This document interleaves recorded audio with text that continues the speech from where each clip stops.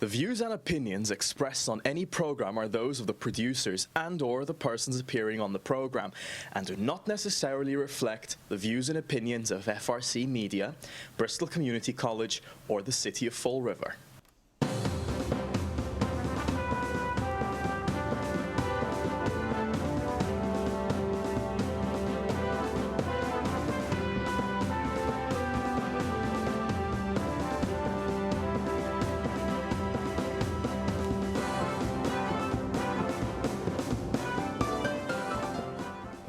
Well, hello. Welcome to Spindle City Straight Talk. I'm Chip. And I'm CJ. And it's Monday, the beginning of another amazing day in the Riv. Another day in the Riv, and it was a rather eventful weekend and a rather eventful after City Council meeting. Yes, yes. On Thursday, early into Friday morning. It seems that the Enola Gay was flying overhead. It was dropping the F-bombs all the way down on Government Center. Yeah, there was nearly fisticuffs. Nearly fisticuffs. Nearly fisticuffs after the meeting.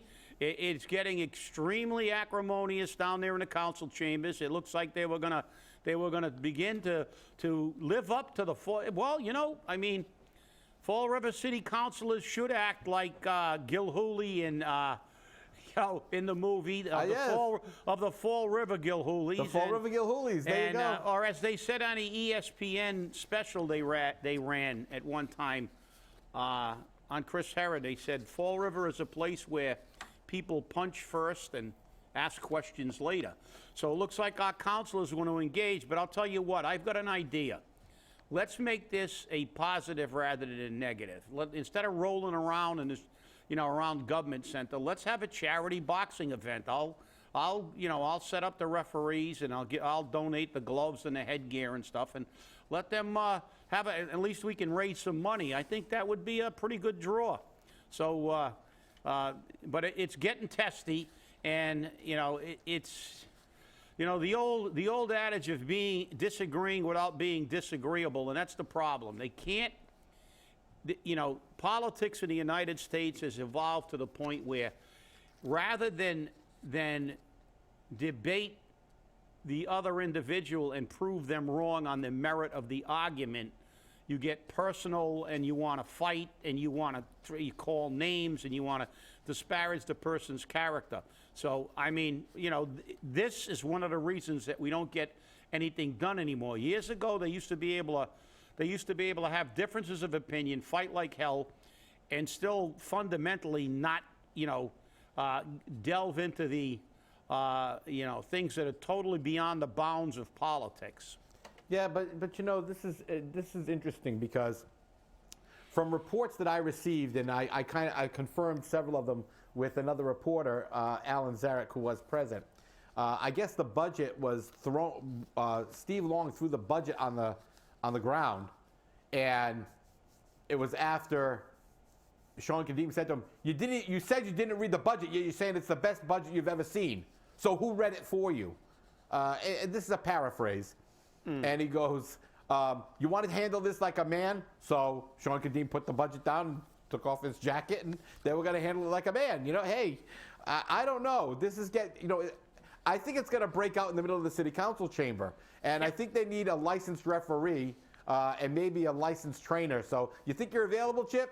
Yeah, I could. Yeah, I am a licensed trainer, and I you know, I'll give him a discount rate because I'm going to get a few more than one of them. But you know, the ironic part about this is that, you know, Steve Long, you know, it's obvious that you watch him in the council. Half the time he's reading off a prepared statement. Somebody's writing it. He's a shill for the. I mean, there's no ifs, ands, or buts about it.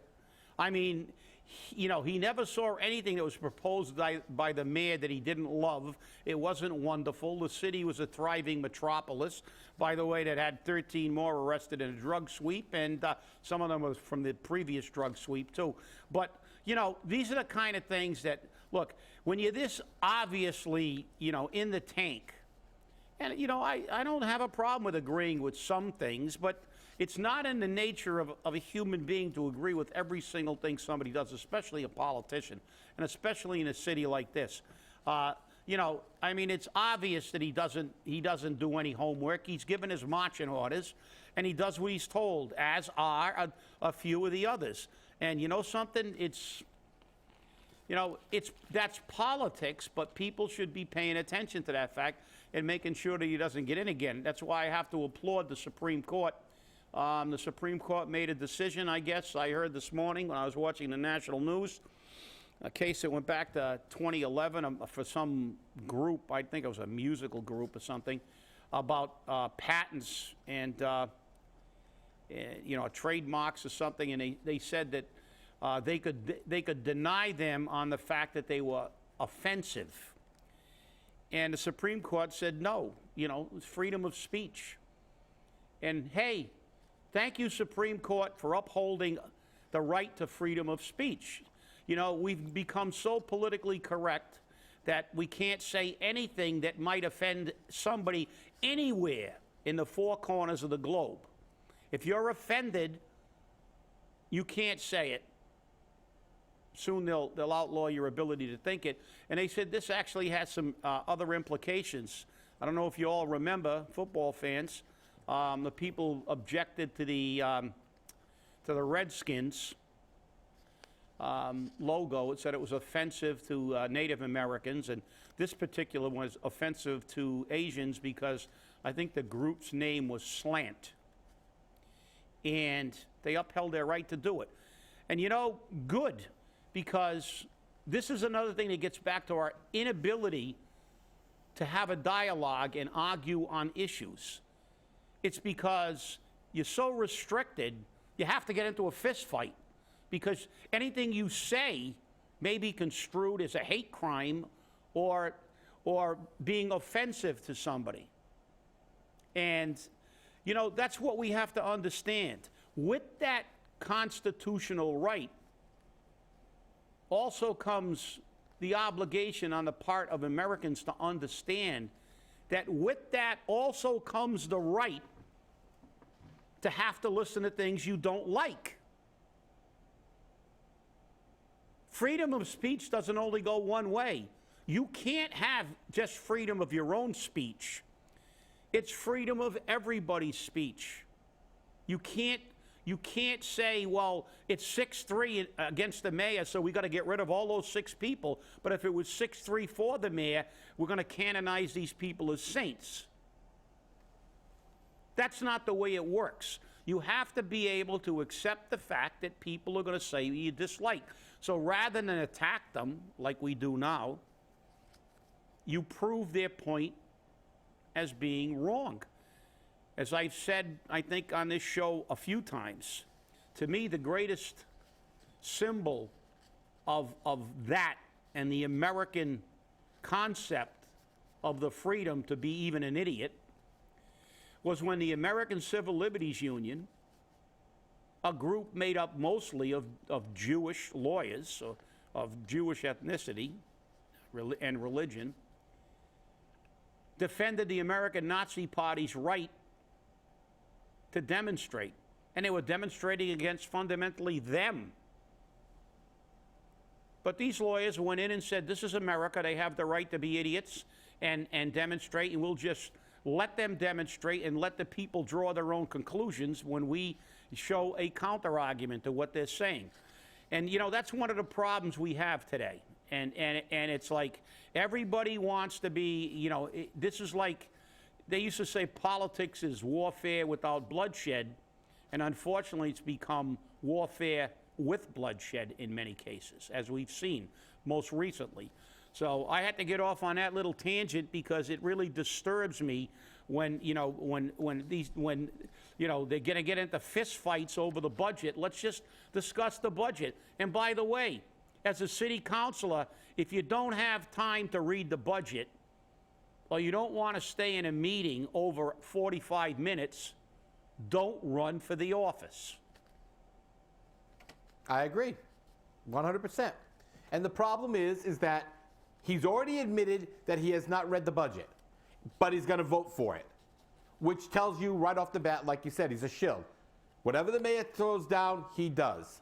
And it's not he does it, but it's the greatest thing since sliced bread. That's right. It's amazing. But while we're on the budget, you know, I mean, right now we're looking at definitely 3 votes for. We're looking at 4 votes against with 2 wild cards. Okay? So you definitely have Joe, Steve, and Steve. Joe Camara, Steve Camara, and Steve Long. Those are definite for the mayor. Richard Cabaceres, Linda, Ray, and most likely Sean Kadima are going to be no's on this budget. That leaves Pamela Liberté-LeBeau and Cliff Ponte. And I really don't know how to call this on either one.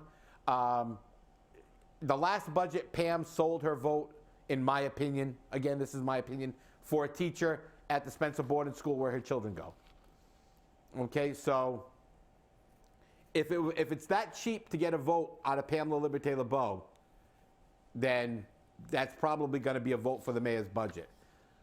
But I don't know if that's going to happen. She's been very adamantly, she's changed over the past year a great deal, and I've got to give her a lot of credit for that.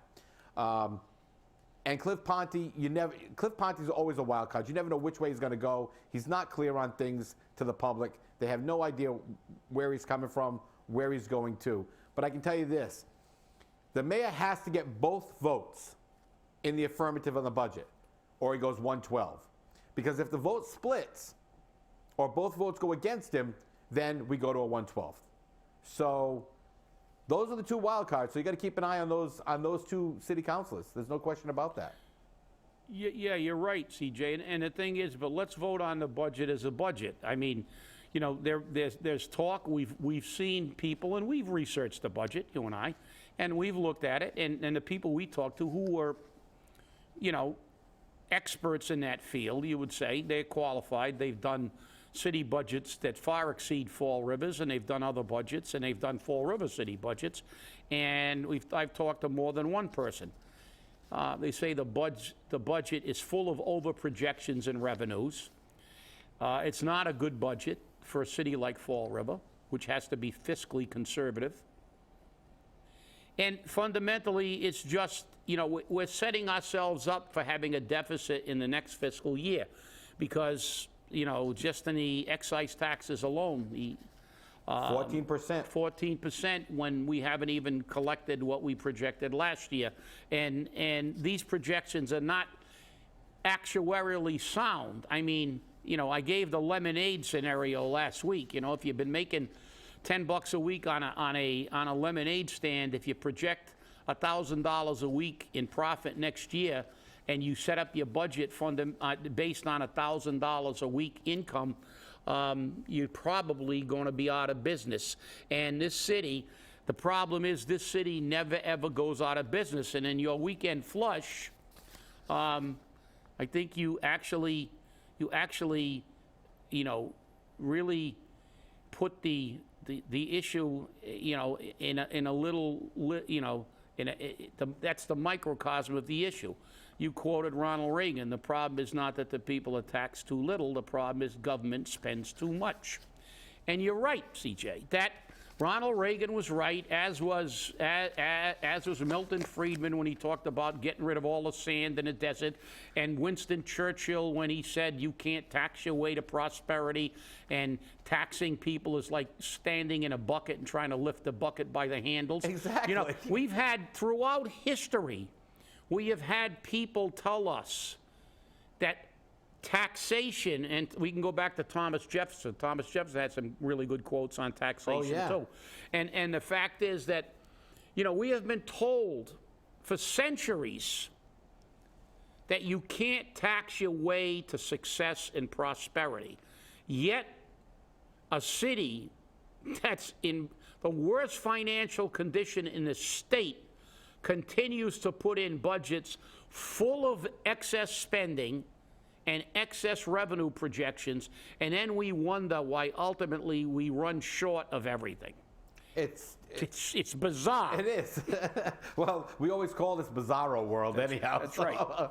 But you know, you can't write it. But hey, we don't have money for postage stamps, but we have money to have everybody work overtime. That's right. to issue those tax bills. We're gotta take the money from the taxpayer. That's right. Let's give them some overtime on Saturday. That's right. So we'll make them all work on Saturday. A lot of people didn't want to work Saturday, but my question is, if they don't have postage stamps to send out notices to employees about a change in a health care plan, how are they going to deliver these Oh, tax don't worry. bills? They'll get it from somewhere because it's a bill. They always got enough postage for the bills. For bills. You know, that's what, they got a special fund. Yeah. Oh, this is the bill fund. We'll get the money for this. Don't worry about it. Yeah, but you know, they're complaining they don't have postage to send letters to employees about their health care plans, but they can find overtime when all departments have been told don't spend any overtime, but you have overtime to bring these people in on a Saturday. You know, nice way to screw up their weekend, especially a Father's Day weekend. I wonder how many people's plans got messed up for that. Yeah. Thank you, Ms. Pinocchio and Ms. Prospero. I love that. Nobody can figure out who Prospero is. Oh, yeah, well. Like, you know, it's from the play The Tempest. That's right. You know, nobody remembers the Bard, so. That's right. But you know, that's it. It's Prospero, and she could also be. Oh, what a tangled web we weave, Yeah. the both of them, when we practice to deceive. True. If we want to talk about Hey, Shakespeare. Marrc Dion's column was pretty good. Living and dying. 89% are most definitely not making it here.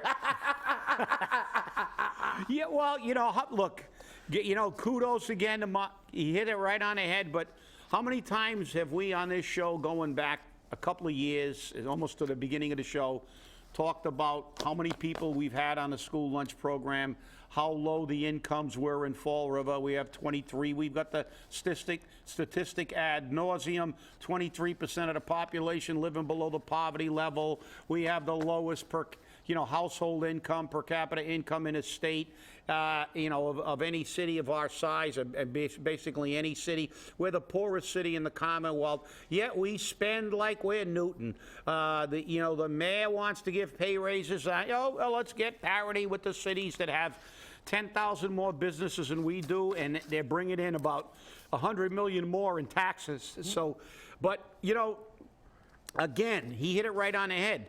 What city are you people looking at? But the problem with the 89% is a lot of them, their parents are working 3 jobs to make what he's given out for a pay raise. Exactly. And they don't have time, and they don't vote most of the time, and that's one of the tragedies of this thing. We have lost fundamentally our middle class in Fall River over the last 20 years because of what they're doing to the city. And and who are we bringing in? We're bringing in the druggies, all the victims of the mass casualty event. Yeah, we'll get to that. That's right. He wrote all throughout his column 89, 89, 89, referring to the 89%. So he says, vote Farfel for city council. Dad, veteran, visionary, 89. Of course, he's part of the 89. But what's interesting is they always talk about parity. Only once did they mention a city that's even close to us, and that was this past week at the city council meeting. They mentioned New Bedford. But other than that, it's always Boston, Cambridge, Newton, Wellesley. Yeah, those are right on target with Fall River, aren't they? Right on target. Now, a recent report that came out, which I read this morning, do you know how much the average person needs to earn to have a 2-bedroom apartment in Massachusetts? An hour. $29+ an hour just to have a 2-bedroom apartment. It's $18+ an hour in Rhode Island. That's the average. And Fall River is well below the average. But can you imagine people in Fall River making $29 an hour? We'd have no problem anymore. We'd have no problem. Let's see. Hang on. We're going to do it quickly. Yeah. Oh, are you on the Ohio story? No. Oh. I'm not here. Right? Okay, hang on a second here. Let me see. $29 times a 40-hour week is $11.60 a week times 52. Oh boy, we're gone. See you later. By the way, I knew this was ballpark, but at the state average in Massachusetts is about 63,000. Right. The state household income, and to afford a 2-bedroom apartment, you got to make 60,000 according to this stat, and ours is about 50% of that. Right. So you maybe can afford a 1-bedroom apartment or a half a bedroom for your family of 17. Or a good dumpster. That's right, or a prime location dumpster. So I mean, look, we're kind of making this. We're being a little satirical here, making a little light of this, but that's one of the tragedies that. You look at these numbers, you look at these statistics, you look at the national statistics, and then you look at the delusionary forces that live in this alternate universe that we call a government. And they all live on the 6th floor. And they all live, they all live in this world where you get $30,000 pay raises. That's right. It's just like our legislature. I heard last night on the late news, there are bills being put forth again to give us a tax holiday. And you know what the legislature that gave themselves, by the way, the $35 million pay raises? On average, $105,000 apiece. And you know what they said to that, most of them? We cannot do that. We didn't do it last year because we cannot afford to lose $29 million in revenue. That's what that weekend costs, 1 weekend. But they can afford $35 million for the pay raise. That's right. And the last time I checked, 35 was more than 29. Yep. So Well, if they gave up their pay raise, the working people, the poor people who need a lousy 2-day, 1 weekend of tax breaks, which generates so much sales for the businesses that they, by the way, care so much about. They can't do it. Nope. They can't do it. Because their pocket comes first. Right. Because their pocket always comes first. And that's always the big problem for all of us, because the mantra of everybody in city government and state government is, Screw you, taxpayer!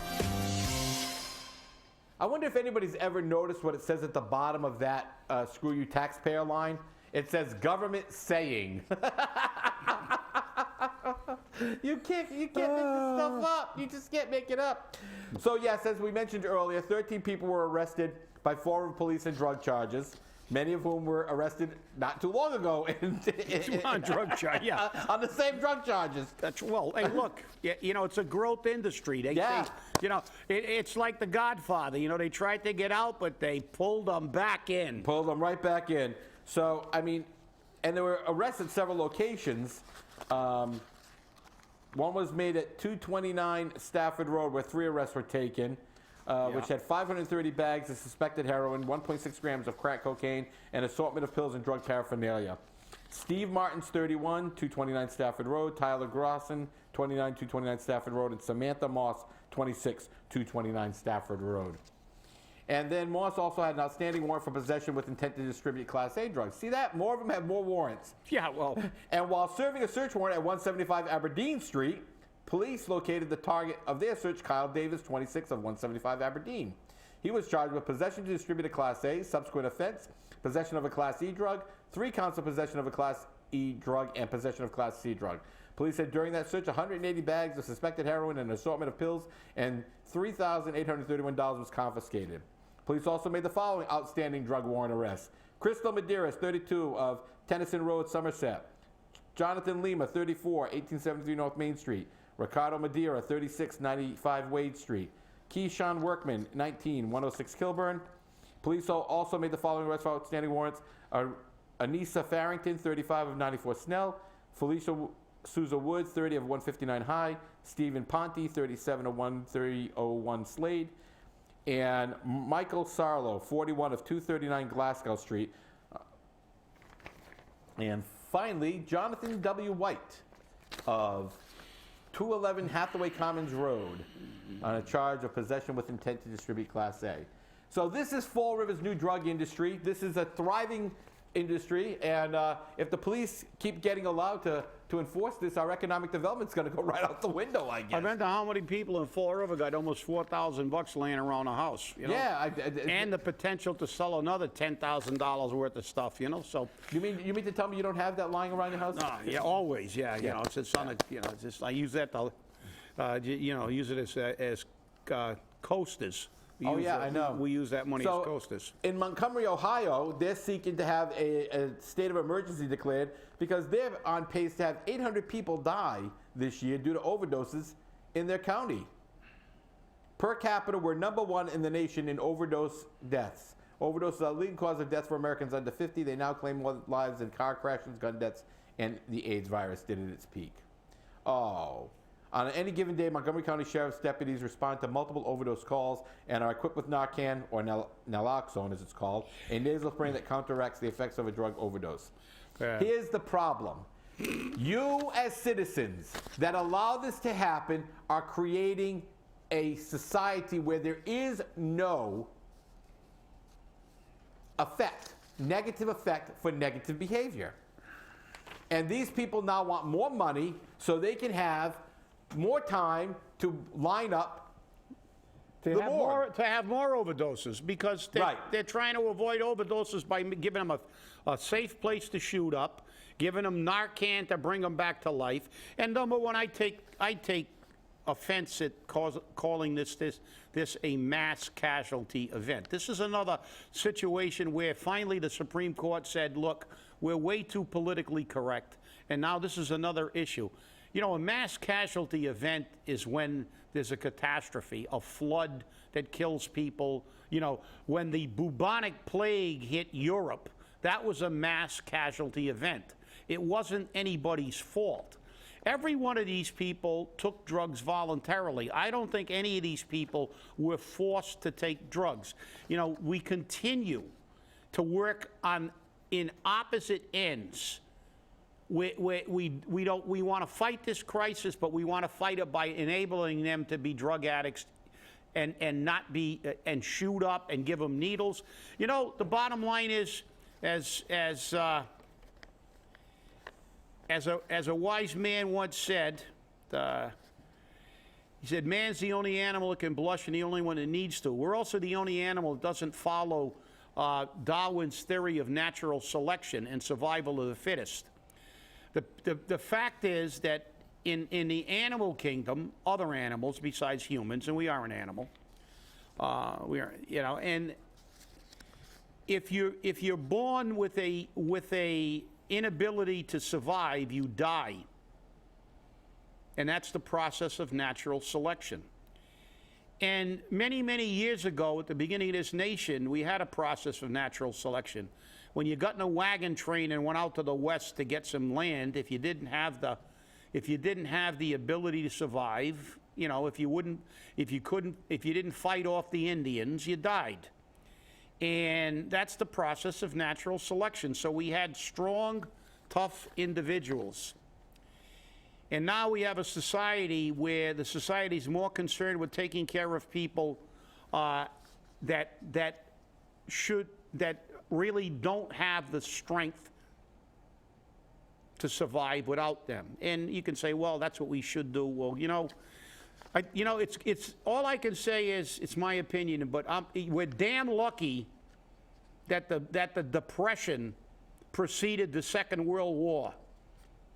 Because I'll tell you something, those guys from the greatest generation that stormed the beaches in Normandy were tough SOBs. And you know why they were tough SOBs? Because they had to live through the Depression. They didn't have enough to eat. They got their electricity shut off. They got their gas shut off. They got their heat shut off. And they had to learn how to survive. It was the process of natural selection. And those SOBs won a war. And if we fought that war today with our drug-addicted, weak society, we'd be speaking German. I agree. So, well, that's today's show. We'll see you on Wednesday because there's a city council meeting tonight. So I can only imagine what we're going to be talking about. Remember, stay angry and have a great day. And don't go to Dayton.